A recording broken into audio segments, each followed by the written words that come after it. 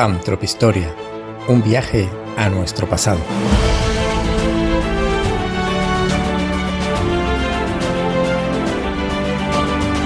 Con José Antonio Cabezas, Rosa María Huertas y José Antonio Cabezas Jr.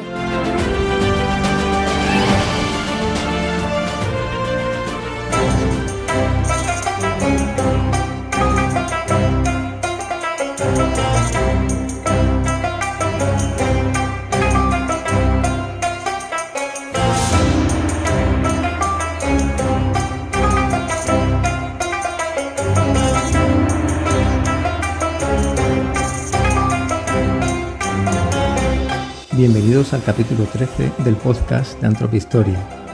Hoy nos vamos a atar fuerte las botas, vamos a coger nuestras herramientas de arqueólogo y nos vamos a ir a excavar el gran palacio de la ciudad de Mari.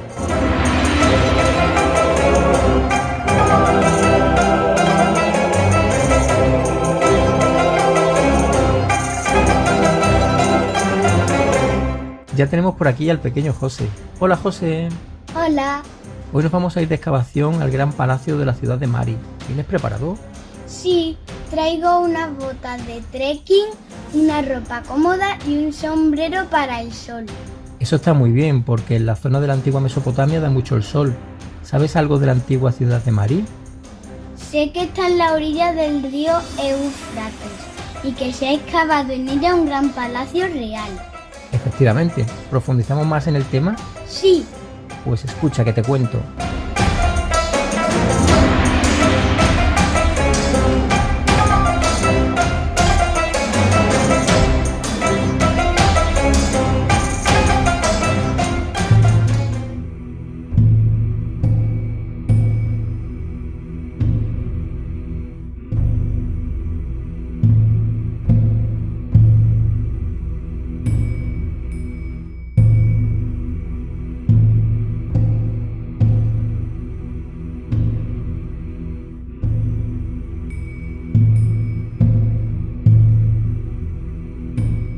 Los grandes hallazgos arqueológicos, en muchos casos, se han hecho por pura casualidad.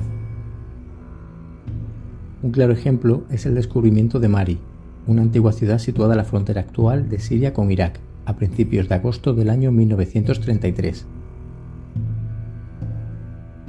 Su hallazgo se hizo cuando una tribu beduina estaba excavando en la colina de Tel Hariri, situada a orillas del Éufrates, para construir una tumba en la que enterrar a un difunto, y se toparon con algo que llamó mucho su atención.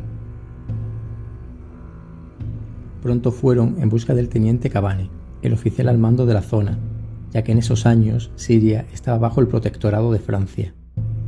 Le informaron del hallazgo y le preguntaron qué debían hacer con el hombre que habían encontrado. El oficial no tardó mucho en comprobar que, por fortuna, no se trataba de un cuerpo humano, sino de una antigua escultura descabezada que pesaba cerca de 300 kilos. Pero, ¿qué hace allí esa estatua?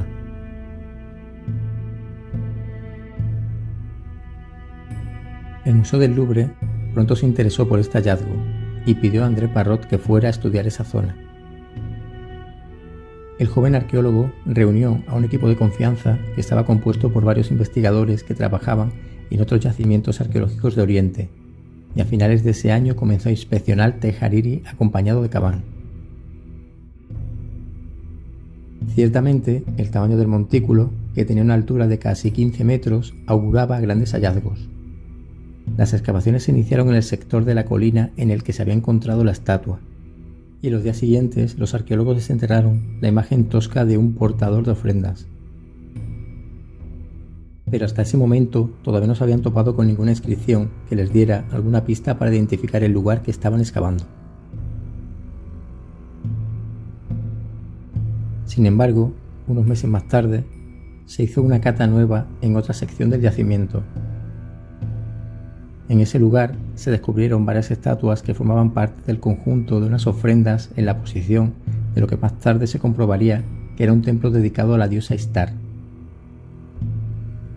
Las figuras tenían unas inscripciones cuneiforme y, concretamente, una de ellas tenía en el hombro un texto en el que se podía leer: Langi Iski Mari, rey de Mari, sumo sacerdote de Enlil. Entonces, con estas referencias escritas tan claras, pronto se dieron cuenta de que en las entrañas de Tel Hariri reposaba la antigua ciudad de Mari. Esta ciudad, que pronto los arqueólogos clasificaron como el lugar más al oeste de la cultura mesopotámica, era conocida sobre todo por la lista real sumeria. En esta lista se enumeran las diferentes dinastías de reyes mesopotámicos, remontándose al origen mítico de los tiempos y llegando hasta los inicios del segundo milenio antes de Cristo. A esta urbe también se le conocía por las inscripciones en las que aparecía nombrada, fundamentalmente en 3 estatuas que se conservaban en el Museo Británico y en el de Estambul. Fue levantada en los comienzos del tercer milenio antes de Cristo y se convirtió en una ciudad próspera gracias al control que tuvo de las rutas comerciales que pasaban por el río Éufrates. Aunque pueda parecer extraño que no se supiera nada de su ubicación hasta que fuera hallada de esta forma tan casual en 1933, lo cierto es que el rey babilonio Hammurabi, hacia el año 1760 a.C., la atacó y la arrasó totalmente. Su rastro se perdió durante casi 3 milenios.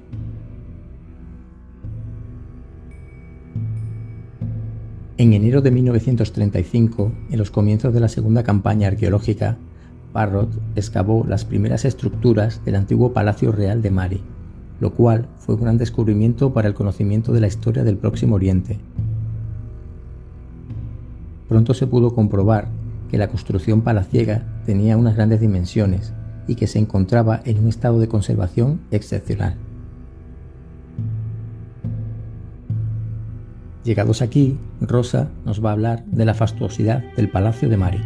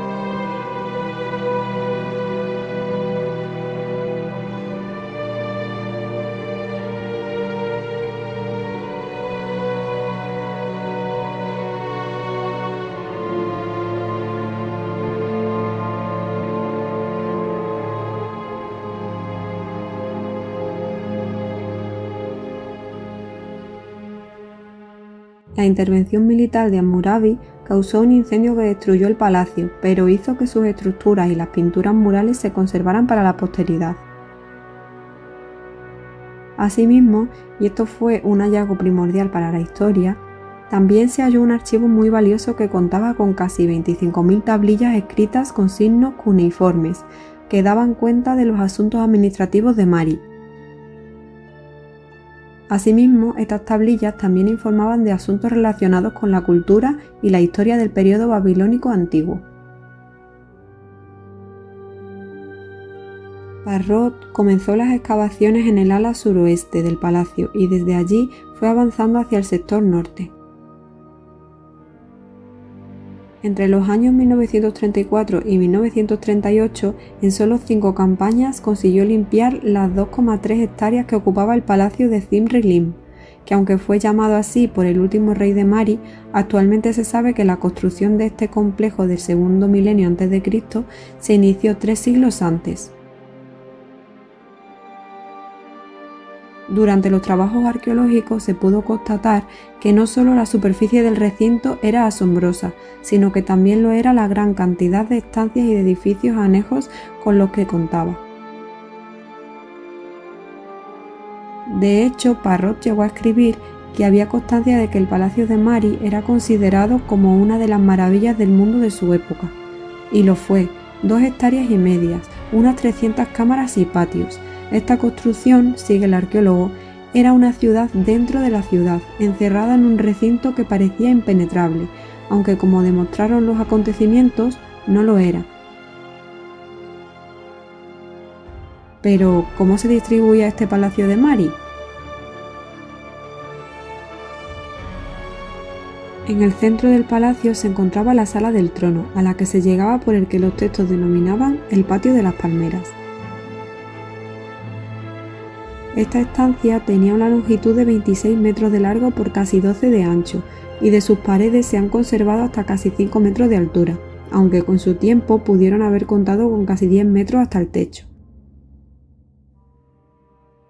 En el centro del muro de la parte oeste de la sala se encontraba un podio en el que se situaba un trono. Justo enfrente, en el extremo este de la estancia, existía una parte pavimentada y con drenaje, que para algunos especialistas pudo haber servido para efectuar sacrificios.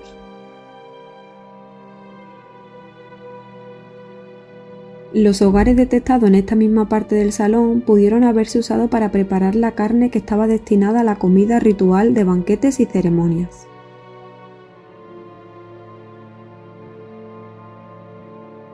En la entrada de la sala del trono, los arqueólogos encontraron uno de los frescos más conocidos de la ciudad de Mari.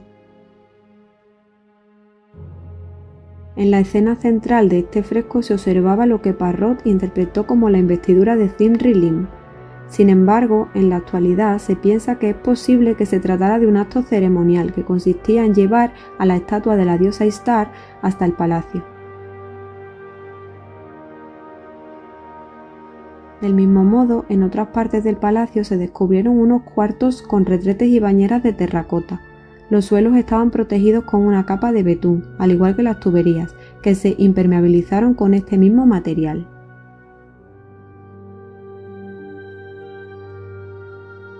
André Parrot, entre los años 1933 y 1974, llegó a dirigir un total de 21 campañas en el yacimiento de Mari. Cuando este se retiró, las excavaciones quedaron bajo el mando de Jean-Claude Margueron, quien se encargó de estudiar las fases que menos se conocían del palacio y de profundizar en cómo se planificó y evolucionó la urbe, la relación que tenía con su entorno, los recursos agrícolas de los que disponía y el papel que cumplió en la transmisión de la cultura oriental por el Mediterráneo.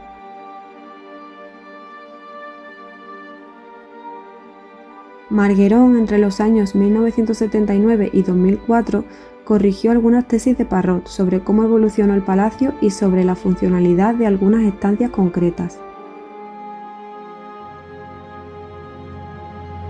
Aunque durante los trabajos arqueológicos se hallaron numerosos ladrillos con el nombre de Zimri-Lim, con el tiempo se comprobó que estos materiales se pudieron corresponder con restauraciones posteriores, por lo que la gran construcción no fue levantada por este rey. Asimismo, Margueron puso en entredicho que este edificio fuera una obra excepcional o una maravilla arquitectónica del mundo antiguo. Más bien se pudo tratar de una residencia real más.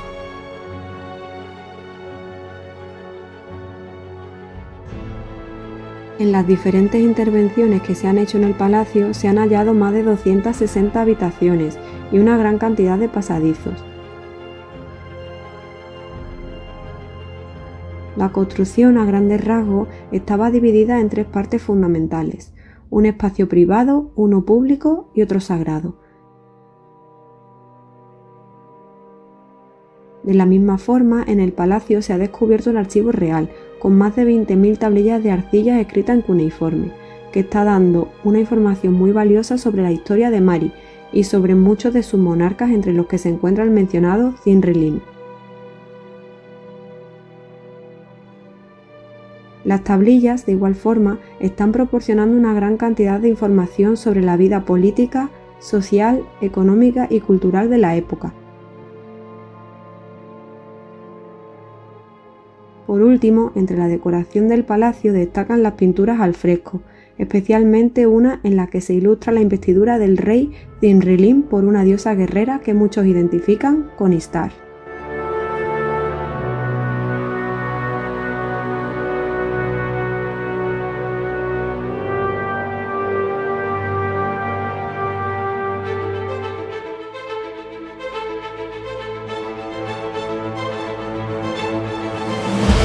Esto ha sido todo por hoy. No olvides suscribirte a nuestro canal para no perderte ningún episodio de nuestro podcast Y recuerda que también puedes seguir Antropohistoria en las redes sociales Facebook, Twitter, Instagram, LinkedIn y Telegram, y nuestra página web antropohistoria.com. Hasta nuestro próximo capítulo.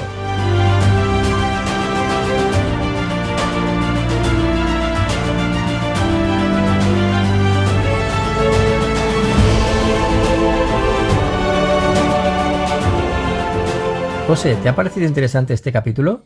Sí, porque me parece emocionante que alguien pueda encontrarse una ciudad perdida tan importante como Mari.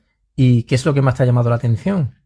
Que el palacio de Mari era tan grande que tenía más de 260 habitaciones y muchos pasadizos. Los reyes que la construyeron debieron tener mucho poder. Sí,